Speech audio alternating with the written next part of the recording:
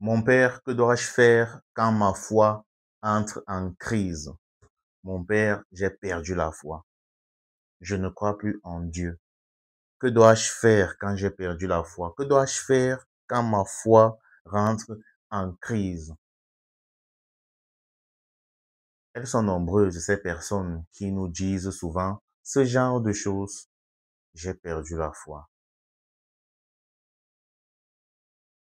Elles sont nombreuses aussi, ces personnes qui prétendent avoir perdu la foi. Pourtant, ce n'est pas souvent le cas.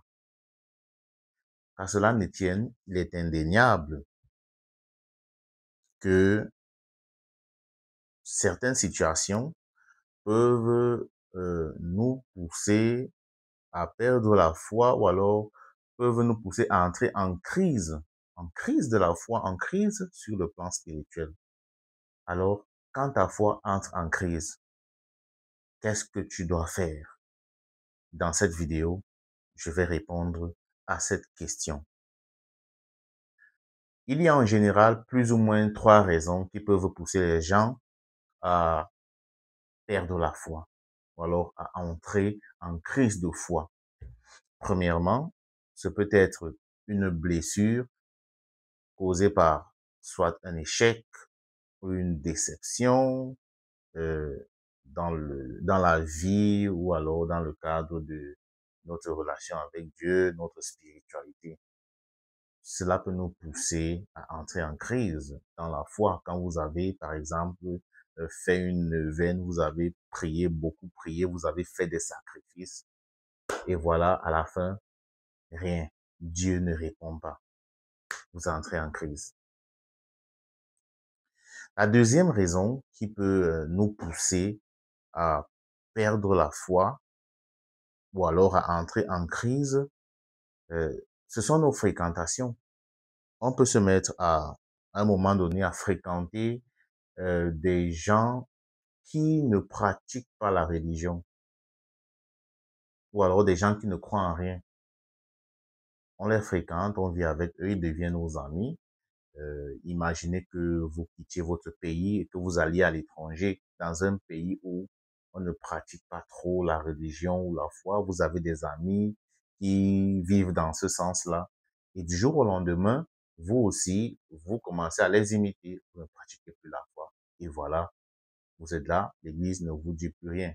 Comme on le dit souvent, vous êtes la somme des 5 personnes que vous fréquentez le plus. Et comme vous fréquentez ce genre de personnes, vous commencez à les ressembler.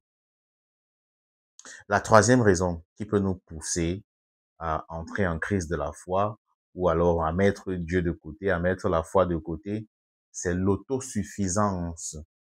On est devenu riche financièrement, sur le plan matériel, on est riche et on estime que voilà, on n'a plus besoin de Dieu, on n'a plus besoin euh,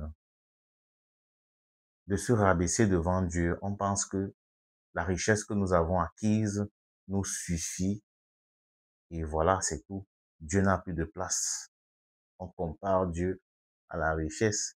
Et parfois, ce genre de personnes-là, si euh, elles n'ont pas la conscience droite, peuvent pousser Dieu et prendre sa place, comme on dit souvent. Voilà donc les 3 raisons qui peuvent nous faire entrer en crise en ce qui concerne la foi. Et donc, quand nous sommes en crise, qu'est-ce qu'il faut faire? Je voudrais vous dire une vérité.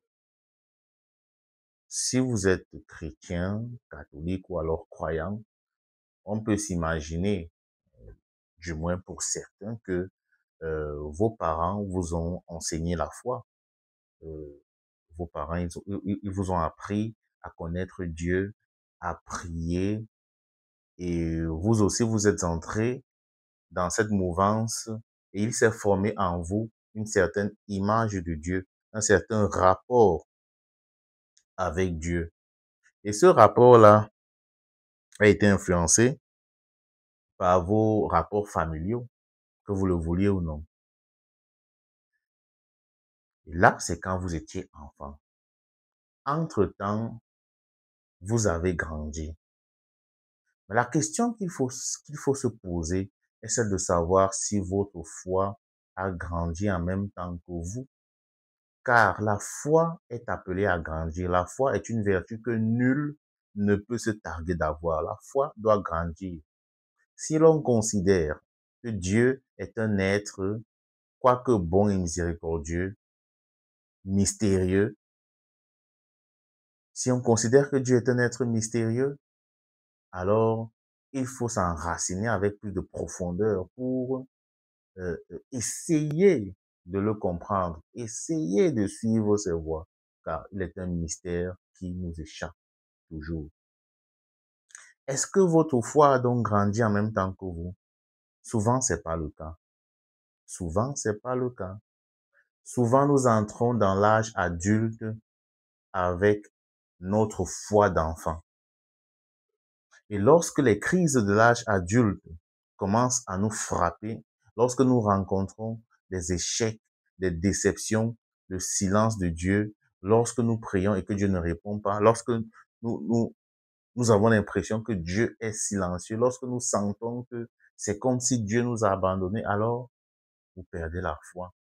Votre foi d'enfant n'est pas assez mûre pour vous soutenir dans cette crise-là, ces crises d'adulte.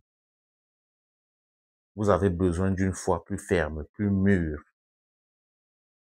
pour vous aider à traverser tout cela. Ce qui veut dire quoi? Lorsque votre foi entre en crise, c'est le moment, ça veut dire qu'on vous envoie déjà un message comme quoi vous devez passer à l'étape suivante. Et une psychologue l'avait si bien dit dans son livre, j'ai oublié le nom de la psychologue et le titre de l'ouvrage, ça fait 4 ans que j'ai lu. Elle dit, lorsque vous souffrez, lorsque vous remarquez que vous souffrez, vous êtes en train de souffrir, c'est peut-être que la vie vous appelle à la transcendance.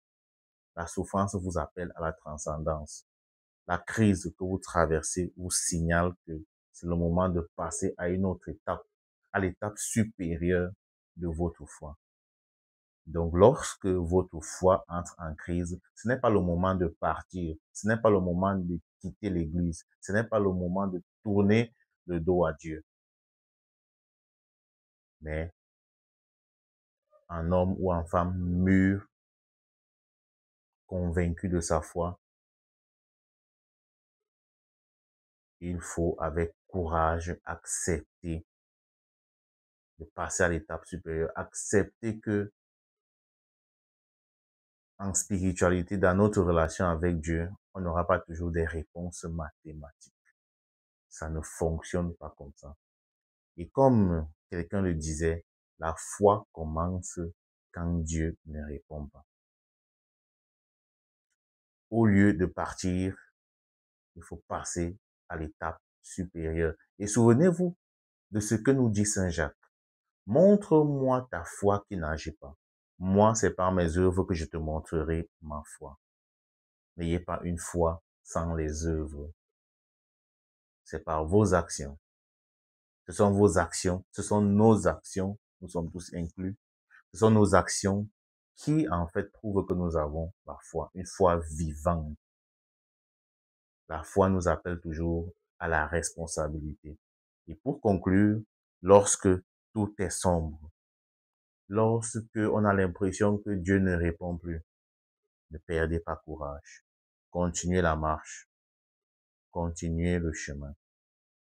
C'est plus tard, quand Dieu se révélera, qu'il vous fera comprendre, savoir qu'il est avec vous, que vous réaliserez en regardant en arrière que Dieu ne vous avait jamais.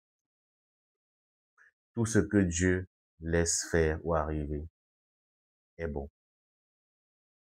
Merci d'avoir regardé cette vidéo. Je prie pour vous afin que le Seigneur augmente en vous la foi, une foi qui résiste aux crises, une foi qui résiste à toutes les épreuves et à toutes les tentations. Que Dieu vous bénisse.